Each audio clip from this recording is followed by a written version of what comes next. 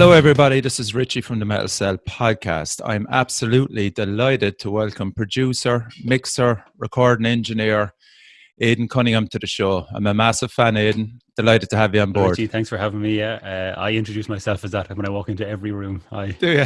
I'm a mixer. I'm a producer. No, I don't. You're kind of running out of titles at this stage. I know. Like, yeah, I'll put doctor in there maybe someday, you know. Hey, man, why thanks not? Thanks very much for having me. Yeah, thanks. This is cool. It's brilliant. It's absolutely brilliant. This is a new format for me, and I'm really enjoying it, that we can use modern technology to link up. So for the listeners, you might just say where you are. Well, I'm currently sitting in my mixing room in Brooklyn, New York. So you can tell by the accent, I'm still very much an Irish lad. Anyway, still a lad from the bog. So yeah, that's made a move over here last year. So, right. I wasn't actually aware that you moved over. Are you doing kind of a few months together, or what? What way are you doing it? Yeah, well, to be honest with you, it was something I didn't consciously start going, oh, I'm in New York, look at me, I'm great. You know, more so because I've spent the last, 13, 15 years building up a bit of a name for myself in Ireland and building up a relationship with bands. And it wasn't a case of like, right, that's over now, I'm burning that bridge. Yeah. So what I'm doing is, I'm living here with my partner Lara, but I'm still coming back to Ireland kind of, well, not at the moment, but every 2 or 3 months for a block of producing and recording, and then I'm just mixing it back here. Right, very good. So I'm just giving that a try, like, yeah. So like was it hard to get accommodation as in an apartment, or how did you did you have all that sorted beforehand, or did you have to use friends or connections? Or well, kind of yes and no. So the main, it's very hard to get visas to get into the States here, and the main reason I could imagine came up was my partner Lara. She was offered the opportunity. I was like, well, if you want, there could be a spot on a team for you. She's a designer over here, and we were thinking like, Jesus, it's not every day, and not every day you get that kind of option. It wasn't something that was like, I'm going to go to New York and I'm going to do it. I'm going to make it, baby. Like, it was very much a calculated decision of, will we do this or not? And, and I said, feck, we'll give it a go. And I was obviously very conscious about like coming over here and not being as connected to things, but then also that could be an advantage as well. Like, yeah, let's go over to try get working with some new bands and try just meet some new people. And, so what happened then with the accommodation, New York is insane. And not kind of like in the Dublin or the Irish way where there's no houses or no apartments. There's plenty of places. Oh, right. Okay. But it's almost like a personality contest to get a place. Like, you have to kind of come in and they look for your CV and they look for your whole, we to send our professional websites to people, like to the landlord, like really you're auditioning to get a place. Like, Jesus. Yeah. Crazy. So but the place I'm sitting in now is joined on to where we're living. So it's like it completely fluked out that way. What? Are you serious? We looked at. Yeah, just because like I don't know how we managed it. 2 Irish just getting off the plane. Now we just with Irish luck or something, we got this place. That's incredible. And what are the rates like over there, accommodation wise, in relation to Dublin? Is it expensive? Yes, like it is in terms of, it's weird, right? It's New Yorky, so everything is amplified by about 3 times as much. Okay. But then salaries are insane, and not mine at the moment. But like the general 9-to-5 job, like it's the general cost of living is actually probably cheaper, I would think, than Dublin. Wow. Okay. But the rents are meant, like, if someone is living in Manhattan, we're not in Manhattan, we're in Brooklyn, about 20 minutes away. Mm-hmm. If someone's living in an apartment in Manhattan for a bed sit, you're paying $5 or $6 grand a month. Like, it's just $5 or $6 grand a month. Stupid. Yeah, it's crazy. But then they might be earning 200 grand a year, 150. It's just so they kind of, it's just like inflation. But your take home and your money to buy groceries and everything, it's kind of the same. Like, it's just fair play, man. I mean, respect. What's it like up there at the moment? It must be very strange. Weird. I've never wanted to be in a quiet field in Ireland so much in my life, and just like I don't know what I'm doing here. I'm a lad, like, I love cities, but I'm very much a go for a nice walk and in a green field kind of fella, and just chill out. So New York's intense, but at the moment it's weird because where we are, we're in a part of Brooklyn called Cobble Hill. Okay. And it's very quiet. Like, it's kind of a very residential, family, nice neighborhood. Like, it's not crazy intense New York. So my day to day really isn't changing all that much. I'm working away here, and Lara's working from home here, that's different, but we're fine. Yeah.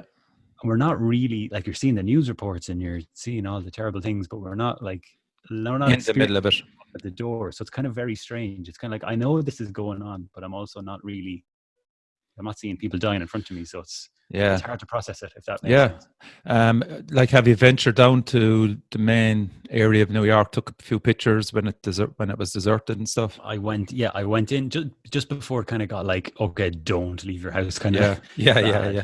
But it was still kind of like Lara was working from home, and it was I had to cancel my flights to Ireland back. I was supposed to be in Ireland right now, actually, producing a few things.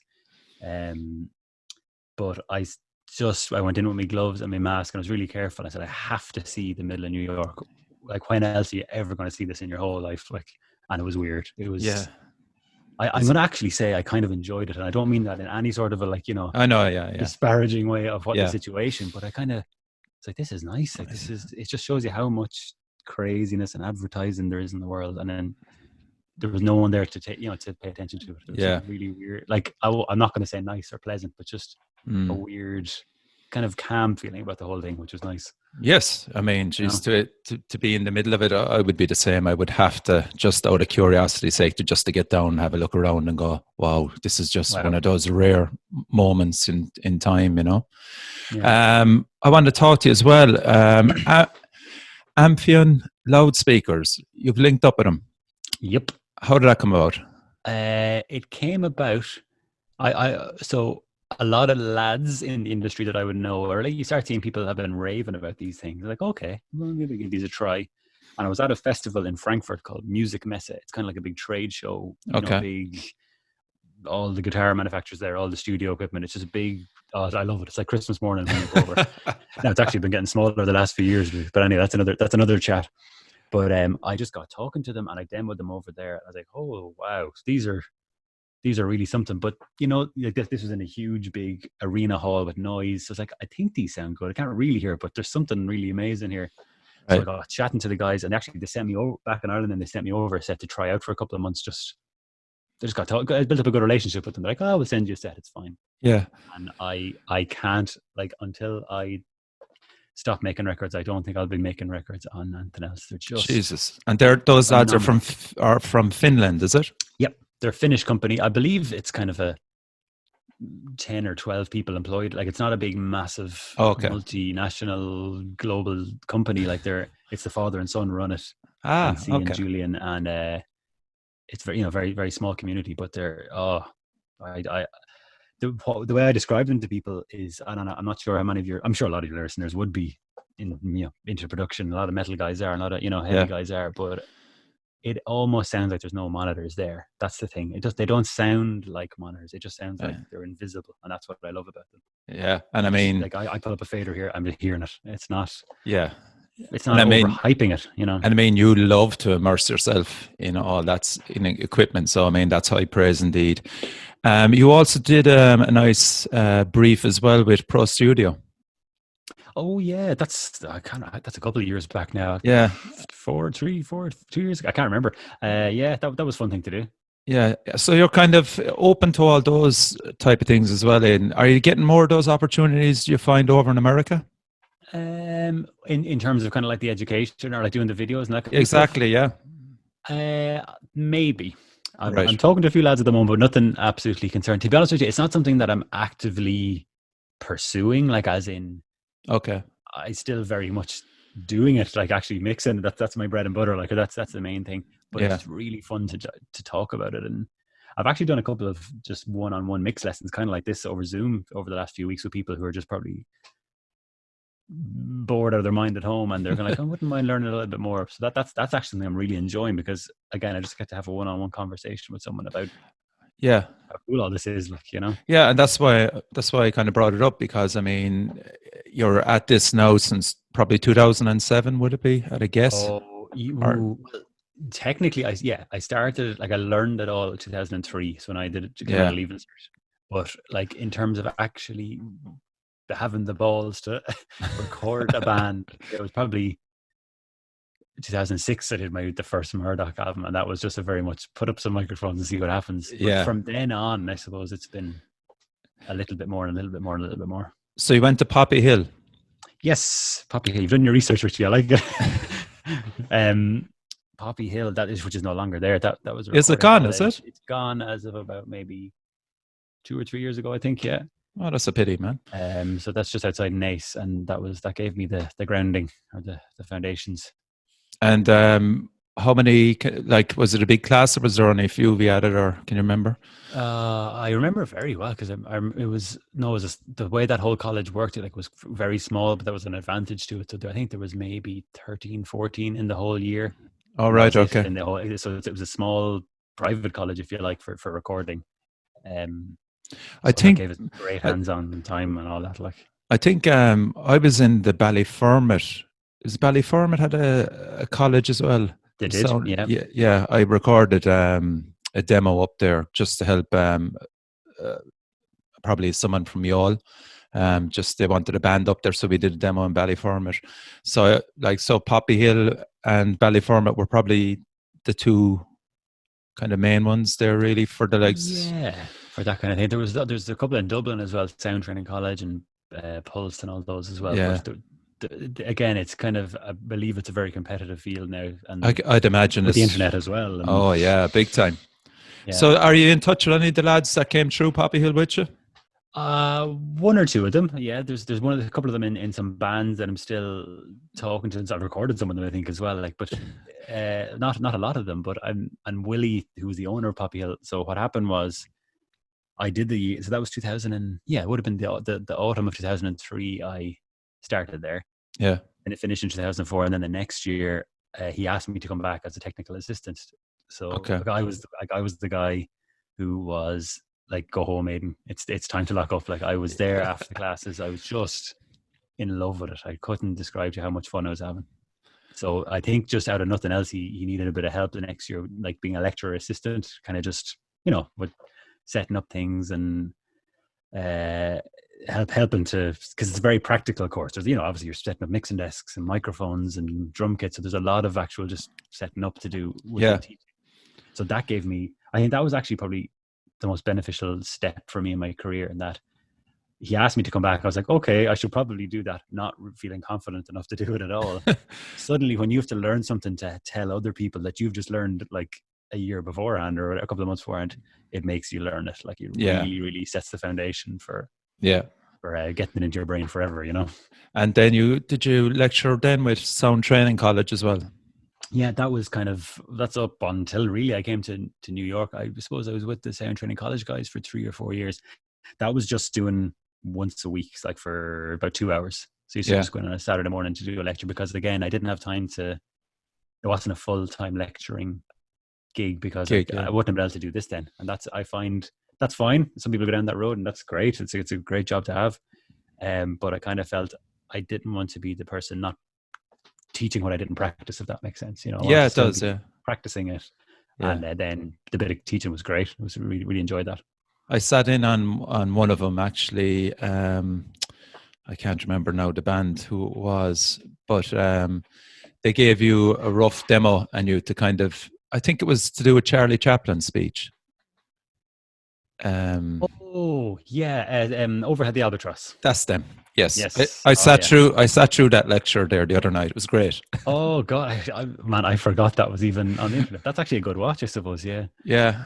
I probably, if I listen to it now, I'd probably cringe because you only had one small drum piece to work with. I know if you can't remember, it was a demo they gave, which was really rough, like, and just to see you had to build up all that drum sound. That was fun. I do remember that. They're one of my favorite bands. That they're not really active anymore. We had started into doing a new album and everything. That's again another conversation. But I know the lads in that band, Dave and Ben and Vinny and all the lads. So David Prendergast. He's their producer. He's the keyboard player in Codaline as well. Oh, very good. And he's his own studio in Kildare, Cleek Recordings. But David reached out to me saying, I think they had a huge gig coming up in Vicar Street. It was their biggest headline show, and they packed the place out. It was a great night. But before that, they're like, we want to do something with this. This would be cool to do a video for. We need to put it up in about 2 days, and we have this demo done of it, but there's no way, for whatever reason they couldn't get together. There's no way we can re-record it again. Yeah, it's like that could be fun to just try and build something up out of. I think that I remember. I think the drum recording might have been one mic, or it was like that's all it was. It was one mic, yeah. And just the way you brought the whole thing up was incredible to watch. So I really enjoyed that. I must watch that myself again. Might learn something from it. But what about you did an Emerald showcase as well? The likes of them things, are you comfortable doing those? Do you enjoy them? I really do. To be honest with you, before that, I was probably nearly never as nervous in my life because what would you say? Doing the lecturing, you kind of have your lecture prepared and you're talking and it's fun, but that's kind of like, oh wow, people are coming to listen to me talk for 3 hours. This is weird. And I've been on stage with Murdoch. That's fine. Never got nervous before a gig in that way. But this is completely different because I've got projector behind me and I have to touch this thing and what if the mic doesn't work and all that kind of crap. But that was really good as well. That was just to kind of, the point of that I think was to maybe just let other people in the music industry know what goes on when you're mixing a song. So not to go crazy into technical detail about this is what a compressor does and this is what an EQ is, and it was more just why would someone work with a mixing engineer? Like what would the process be? Right. Just to kind of help spread a bit of education to other people in the music industry. So that was definitely a fun thing to do as well. Yeah. Yeah, because as I said, kind of watching the way you explained stuff, I think you've definitely there's another career for you. Probably running side by side, giving back what you learn. Yeah. I was just interested. I know you love to be hands-on, involved in mixing and recording, but I think you're fantastic on the other side as well, and certainly people definitely watching your videos can learn an awful lot from you. Thanks, man. Yeah, and I to be honest with you, yeah, like I love doing it. I think it reinforces how much I love doing this as mixing as my main job, because I love talking about it so much. And to be honest with you, one of the coolest feelings in the world is when a student or just someone asks you a question and they're struggling with something, and if you explain it in such a way, you can see the light bulb going off in their head where they go, oh yeah.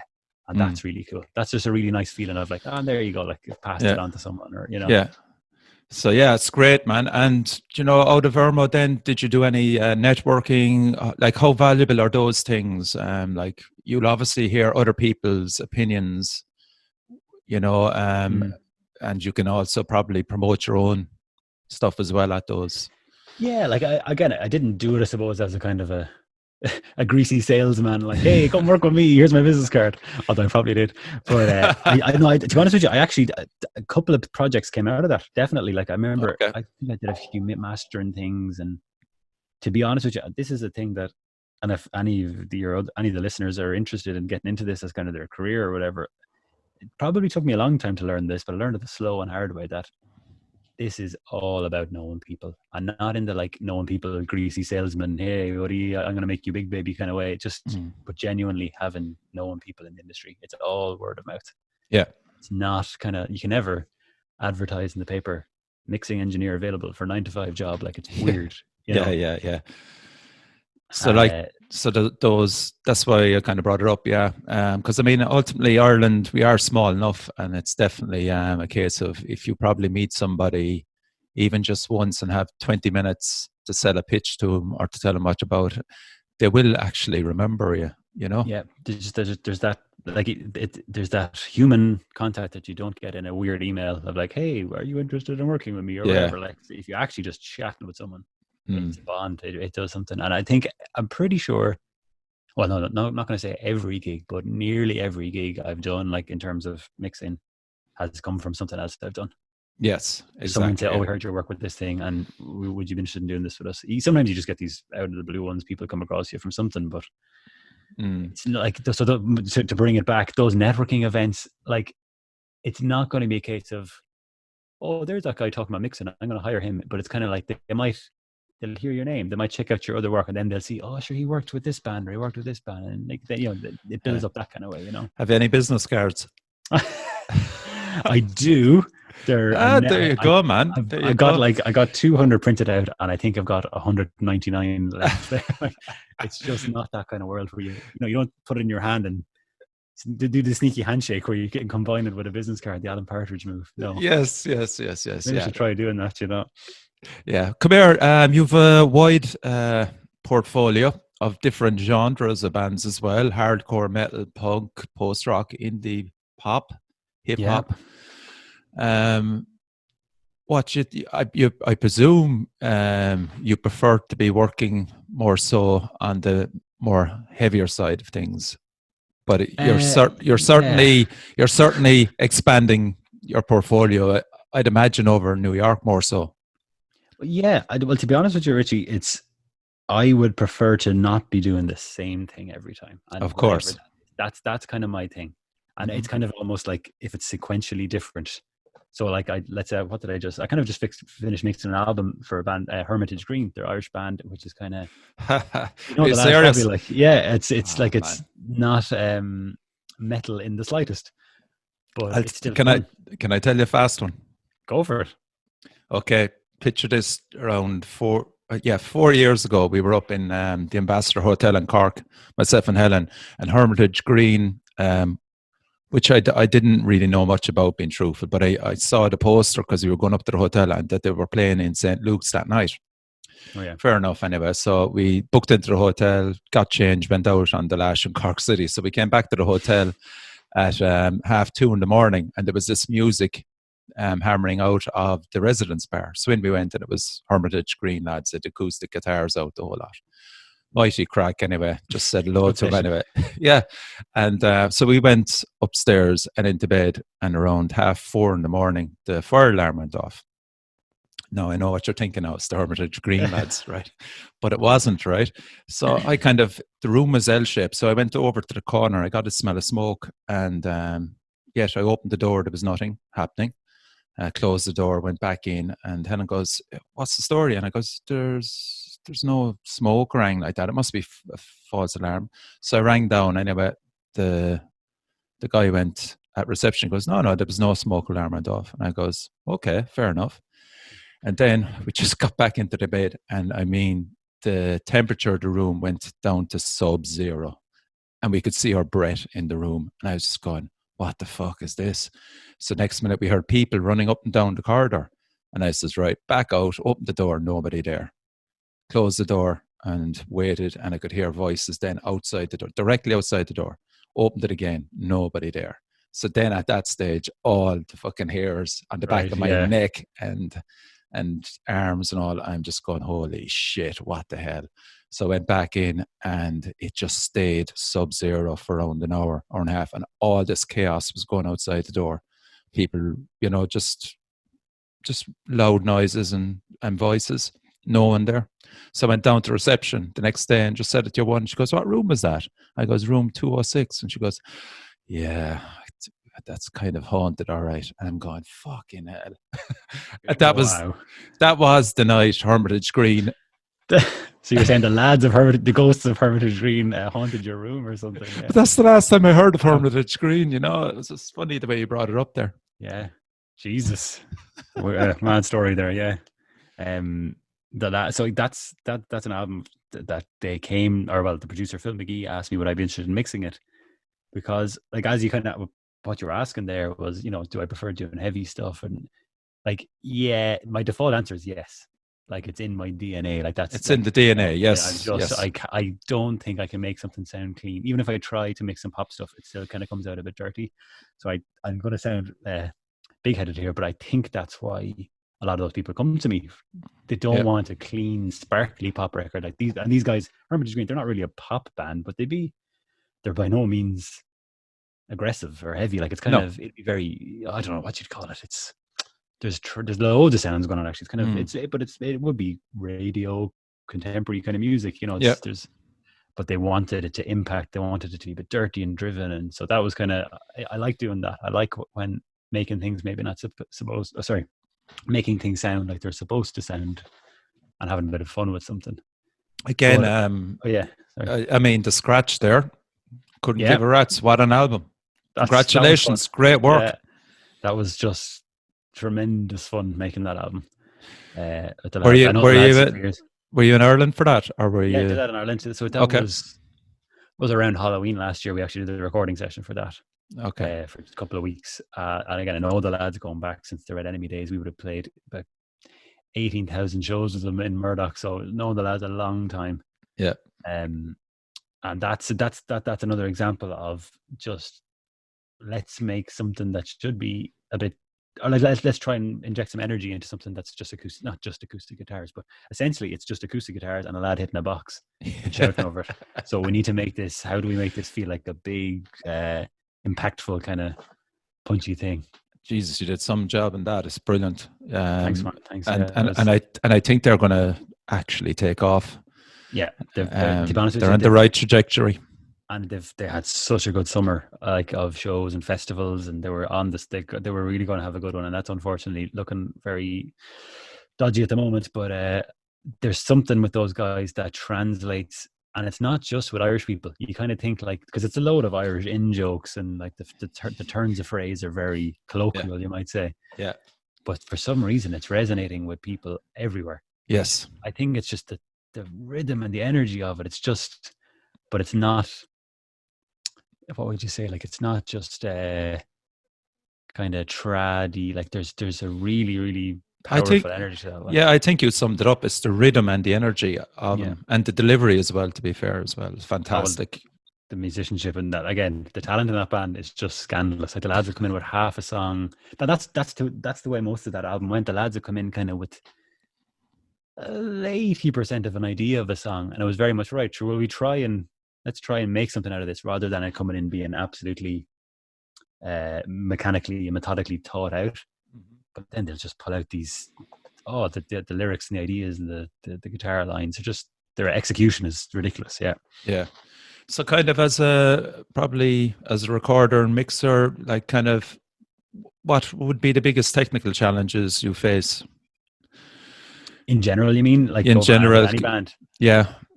So if a band is coming to you, we'll say that you haven't worked with before, and maybe it's their first EP, maybe it's their first album. What should they have? What boxes should they have ticked before they even? Okay, yeah. Before they dare get in touch with me, like, I think one of the first main thing is just knowing the songs. And this is something, actually, to be honest with you, with home recording and demoing, bands have gotten a lot better at.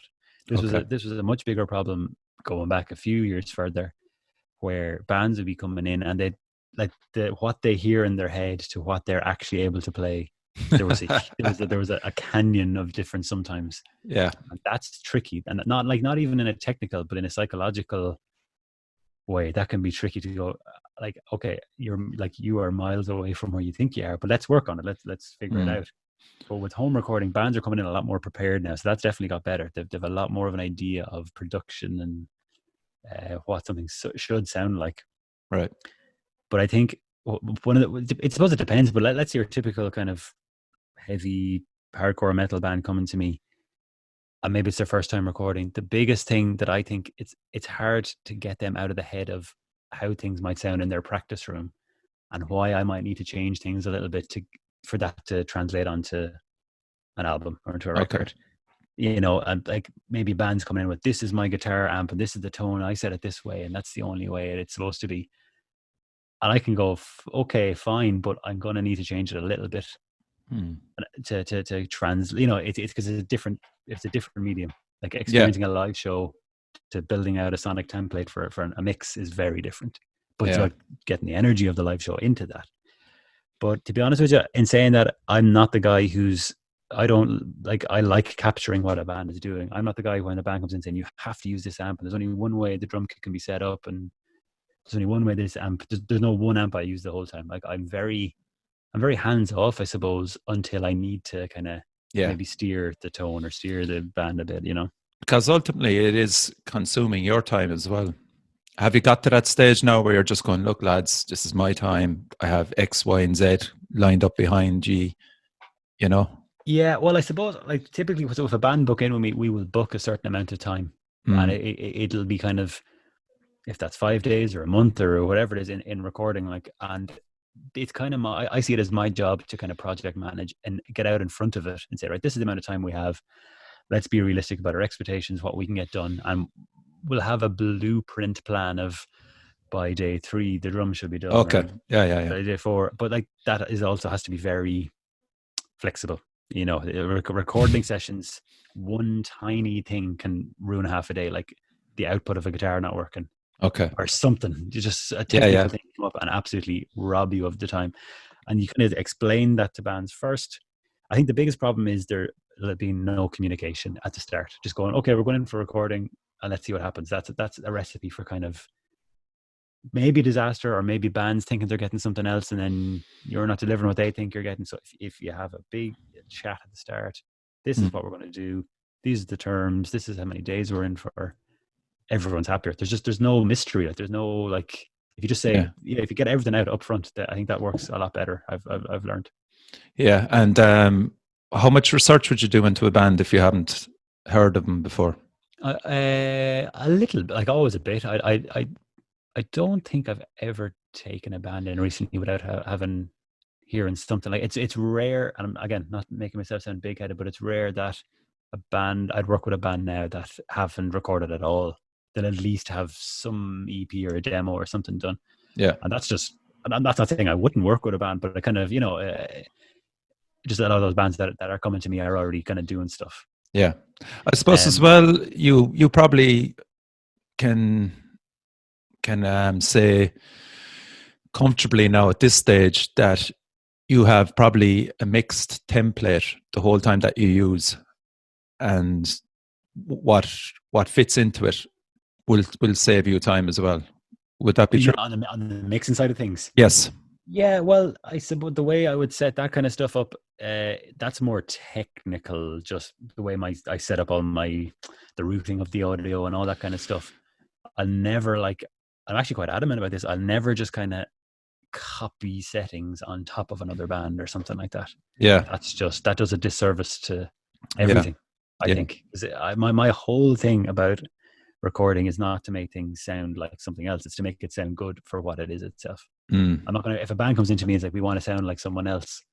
Okay, there's obviously, they're going to say, we like this record. And they have their influences and stuff. Yeah. Like that. And I'd be lying if I said, I don't do a bit of that. Like that's absolutely, but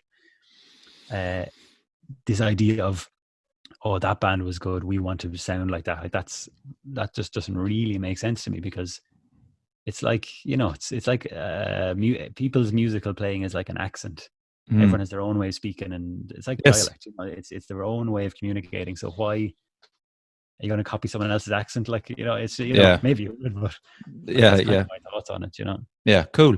And just as well, I'm fascinated in the way you seem to love more so than anything else drums, rhythms. Yeah, it's incredible to watch. Again, I was just watching demos, which you're just going through them. How did you, as a front man with Murdoch, you were a guitarist and singer, correct? Yeah, correct. Yeah. So drums. What's your? I would, the way I think about it, I've often kind of joked with this in Murdoch as well. Like, I feel like I can't play guitar, but I play drums on guitar. If that makes sense. Like, I'm a rhythm player. Okay. So I play drums as well. I've never played it with any band, but I'd be quite a competent drummer. Like I can do stuff. Okay. But I'm obsessed with rhythms. I don't know what that is. I couldn't tell you. It's always, I've just been like, I love the idea of rhythms of playing off each other and polyrhythms, and that's what Murdoch is. Like, it's the whole thing is, how weird can I make everything like in terms of stop start rhythm, do and mess around with it. And a lot of that comes Ronan, our drummer in Murdoch. He's still probably the best drummer I've ever recorded. He is a machine. Yeah. If you give him a pop song to record on, he is absolutely like on the beat 4/4. Or if you give him some crazy noise core metal blast beat thing, he's just on it. So working with him, he's the other side of my brain. Like, still, it just my musical other side of my brain, And of course, you've worked with fantastic drummers. You've recorded with brilliant ones. Yeah, I've probably just offended everyone I've ever worked with there now. But no, honestly, he's just. And I've worked with a lot of amazing drummers. There's the talent out there at the moment. It's just ridiculous. It is phenomenal. It's ridiculous. Yeah. But you're not a fan of cymbals then?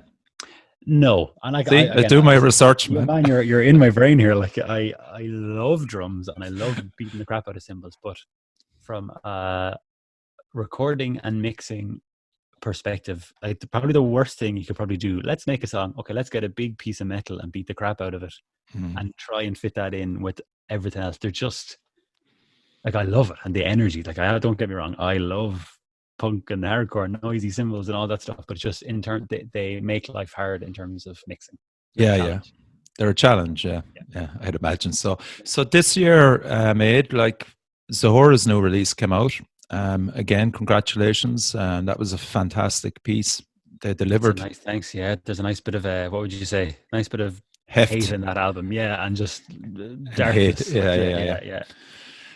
They're very organized. They came in with a plan, I'd imagine. Very much so. Great lads as well. Like, just really enjoyed working with those guys. Very sorry. I need to reiterate that. A very organized band. Like, that session was booked maybe 7 months in advance, and there was Google Drive folder set up with demos, and they were really, really like on point about it, to be prepared enough to allow this actual recording to be free. Then, if you know what I mean, like, to be like exploratory. Yeah. It wasn't kind of like, this is it and this is it, and that's we had a lot of time experimenting and trying tribal rhythms and overdubbing. We were hitting shoes off floors and radiators and for overdubs, and that was a good I think I saw a picture of you. Was it up on top of at a fan or something, up on top of the top of a room or something? Was that you? Yeah. Yeah, it was me. Yeah, that's in the studio where I record when I'm in Ireland. It's called Bluebird. There's just it's an air conditioning duct that leads out of the main live room over the kitchen. It's like, what would be like if we stuck a mic in there?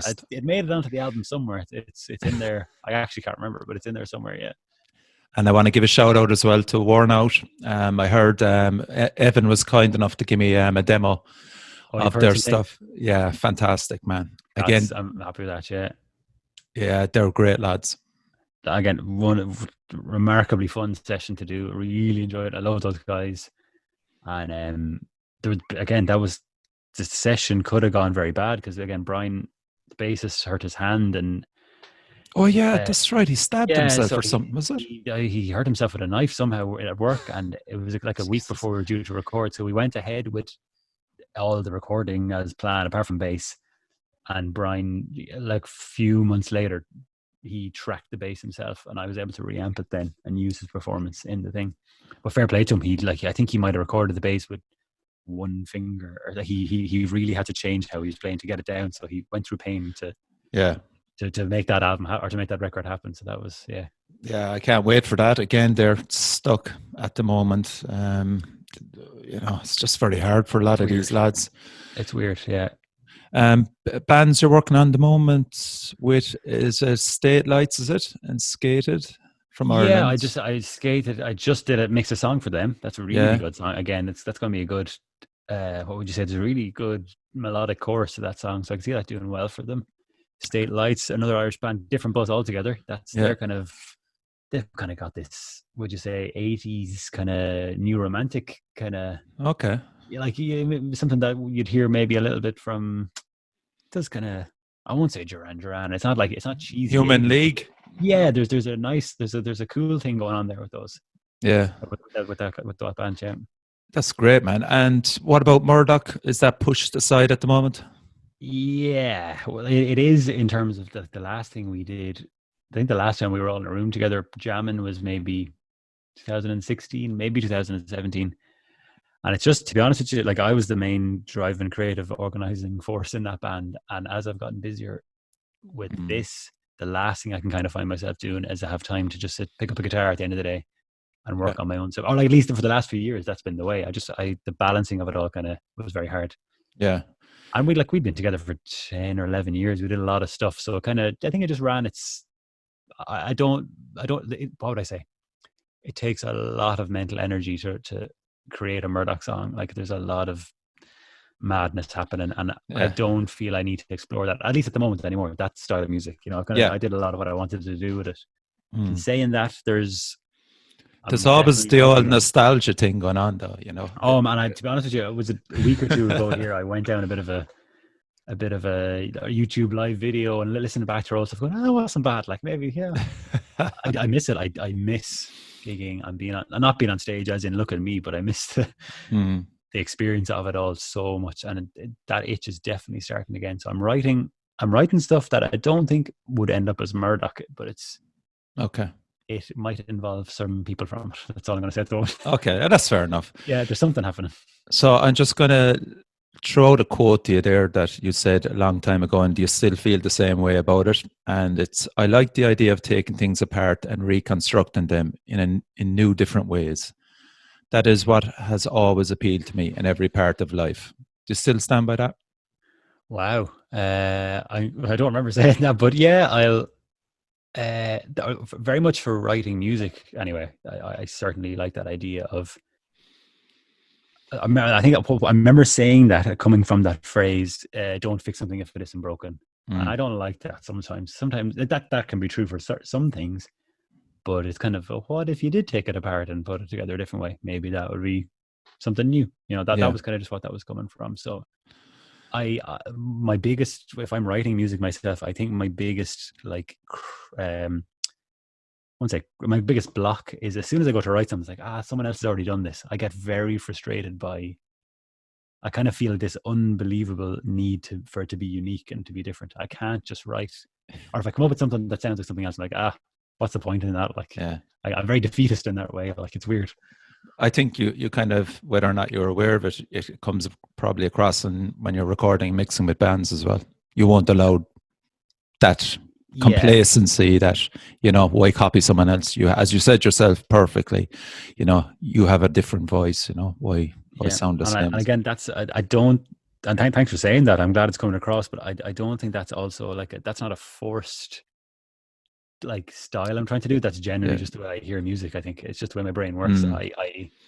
Because I have to be emotionally invested in a band if I work with them. I'm not the guy who's like, I'll record you, don't give a shit, put it out. Like, I love music so much. Even with the band, I'd be lying and said if everything I recorded was my favorite music in the world. It's absolutely not. But there's something, there's even in a kind of a crappy song, or in my opinion, it might be a crappy song, there has to be something in it that's cool, or that's enjoyable. Maybe it's just the beat is cool, or whatever it is. Yeah. So it's just finding what's unique and interesting to me, and then forcing other people into listening to the way I like music, So come here, just recommend 3 things for the listeners. I'm going to ask you to recommend a book, an album, and an artist or a designer, preferably one that has worked on covers and stuff. Just okay. So I need. I need to. Okay, well, an artist. This is I might give you something a bit left field here, because I think, or a lot of people ask me, do I just listen to metal and punk and stuff? And to be honest with you, I do. I still listen to a lot of it, but it's not, after, again, if you're mixing a metal song for 8 hours, I don't really go and stick on metal. So there's an artist called Emily Zoe. She's a Swiss artist. Okay. And the album's called The Very Start, and I'm obsessed with this album. It's this lo-fi acoustic, sounds like it was recorded in a garage. So I just check that out if you want songs that hit you in the feels. Oh, it's beautiful album. So that's cool. Emily Zoe. Book. To be honest with you, actually, one of the best things I've read recently is Blind Boy's short stories book. I don't know if you've read that. Oh yeah, I haven't read the second one. The first one I have. Yes, that was brilliant. So what happened? Yeah, I was back in Ireland for Christmas, and my brother gave it to me, and I read a lot of kind of psychological books and deep science books. I'm into all that kind of stuff, and I just wanted something a bit more out there and abstract. I've never nearly laughed and cried as much reading a book. He's managed to completely encapsulate what it's like being, as very male sent, what it's like to be a man maybe in your 30s in Ireland, or from Ireland. And then it's also, there's stories about, it's everything. It's the darkest thing and the funniest thing I've ever read in a long time. I think there's a bit of Irvin Welsh in with him as well, which I really admire. And his turn of phrase, it's just the phrase he comes out with. Oh, it's beautiful. Yeah, so cool. A lad with a bag on his head, he's doing well. So, do you want to give any shout outs to anybody before we go? Oh God, everybody! I better give a shout out to Evan and his dog Sarah. I've never met Sarah the dog, so that's Evan from Worn Out. But every couple of days or every couple of weeks, he'll send me a photo of the dog just to let me know she's doing okay. So yeah, cool. If I didn't do that, he'd probably cry. And again, you're not sure when you're back in Ireland next? No. So again, was due to be there the last 3 weeks, starting 3 different records. So obviously that's kind of postponed for the moment, and whenever it's safe to do so, I'll be back. I guess that's all I can do for the moment, And how will people find you? If they want to check out my work, it's aidan-cunningham.com. Or Instagram, on Instagram. Yeah, you give the links and all that kind of stuff. I'll give it the links. They can see what I'm doing there. Yeah, cool, man. Listen, thanks for taking the time.